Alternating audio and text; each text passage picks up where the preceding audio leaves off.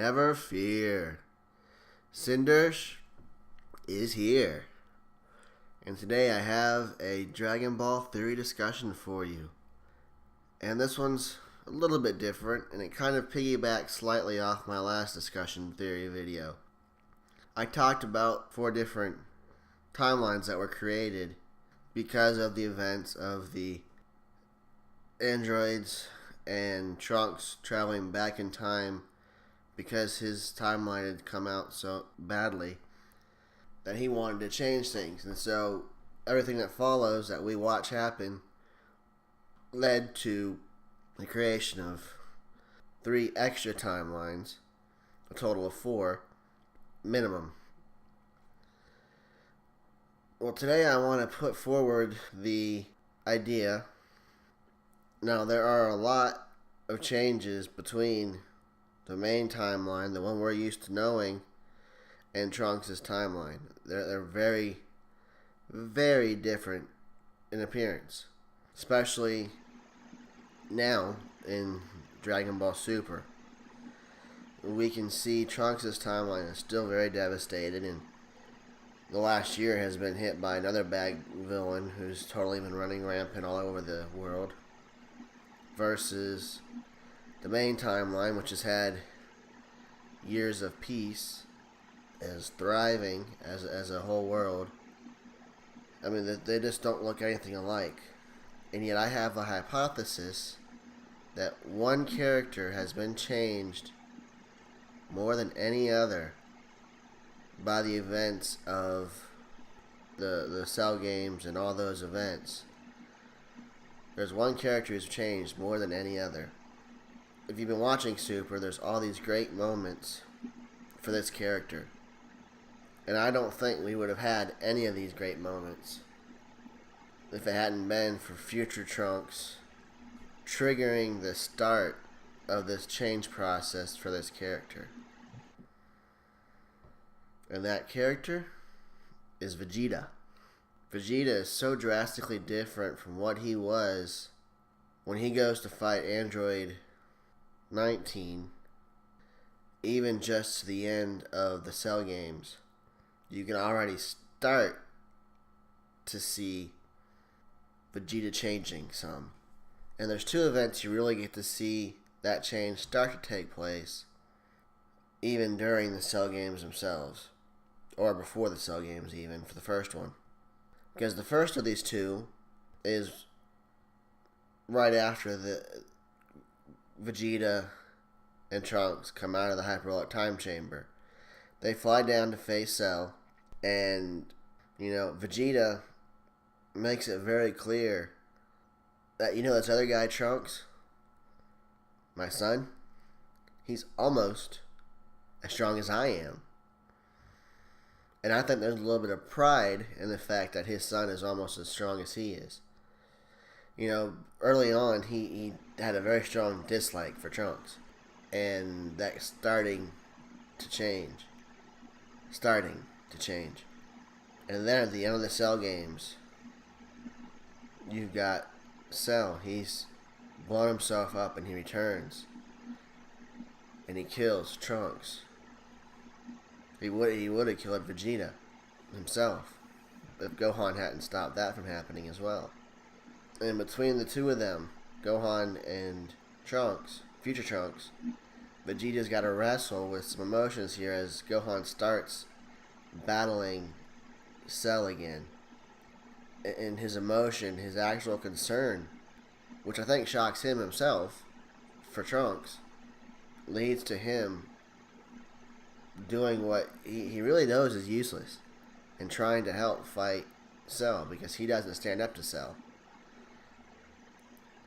To Cell, he's a fly. I mean, he could do some damage if Cell lets him. That's kind of what happened when he fought Cell after he became perfect. Cell lets him hit him. Says, that's not bad, Vegeta, although I can heal myself and you're going to lose. Of course, then Cell gets even stronger between then and the Cell games.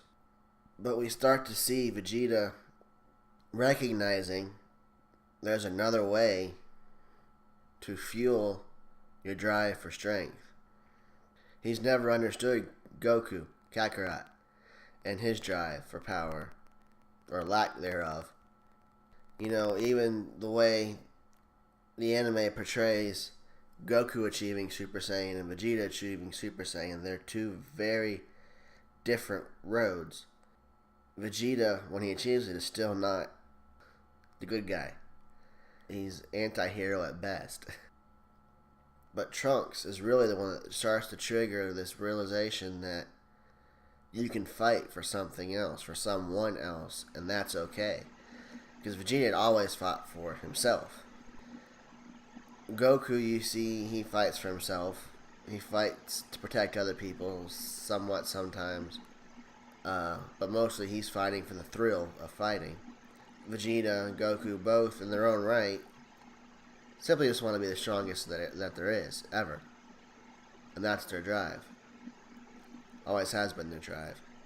But you see Vegeta also, as he goes beyond the Cell games, into the Buu Saga, into Super, actually showing the ability to care for other people. He cares for Trunks and Bulma, which to some extent he finds a hindrance, but also doesn't. And so he tries to let Majin Buu return him to the way he was, because he's starting to feel, well, maybe I was wrong. Maybe having Bulma and Trunks be my drive to continue to be stronger isn't a good enough reason. But he does, I think, eventually evolve to realize they are. He can want to be stronger to protect them, as well as just simply his goal to be the strongest. But he doesn't have to fight purely out of a selfish desire. I think he does learn that.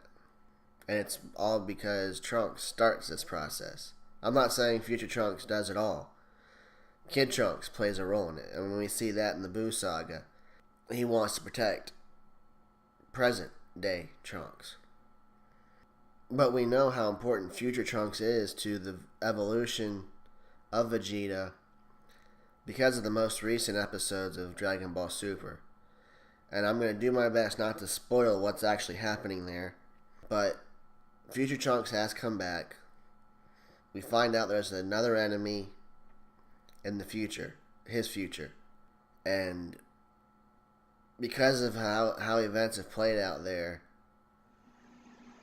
even though this is future timeline events, future timeline Trunks, Bulma, everybody else, Vegeta takes it personal that certain things have happened in that timeline to his family. Even though his Bulma and his Trunks are alright, future Trunks was getting beaten around like a play toy. Even future Bulma's been affected. And I'm not going to go into how. You may already know, you may not. Like I said, I'm trying to keep this a little bit spoiler free.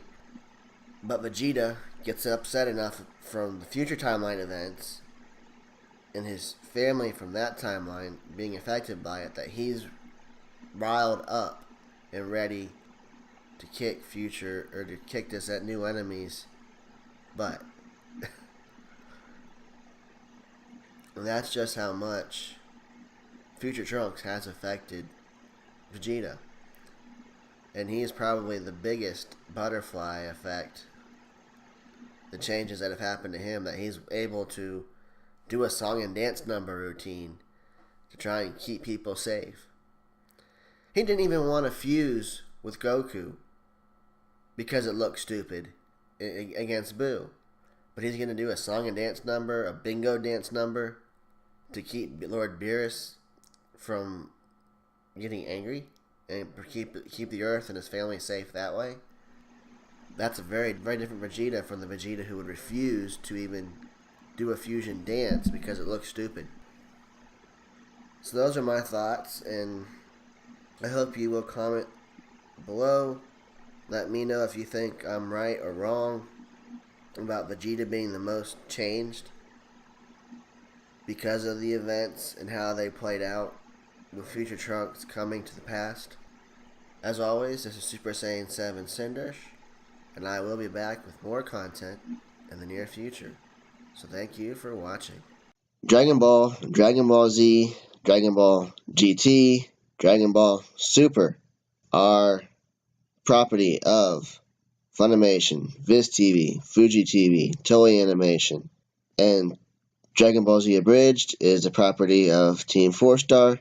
Of course, all of it, the initial creator for them was Akira Toriyama.